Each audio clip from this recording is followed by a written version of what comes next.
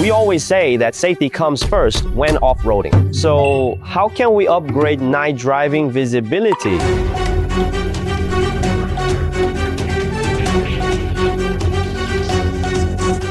Many Tank 300 owners experience large blind spots and insufficient lighting when off-roading at night. In complex road conditions, the driving risk is doubled.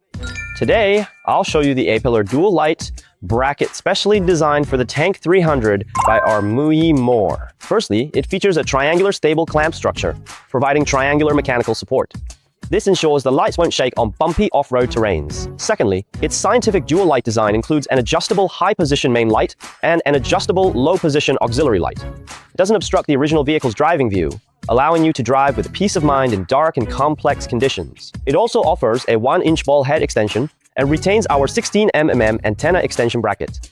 You can mount a GoPro camera and extend an antenna, maximizing its expansion capabilities. Developed with original vehicle data, it uses factory screw hole positions for fixation, no cutting wires, no drilling.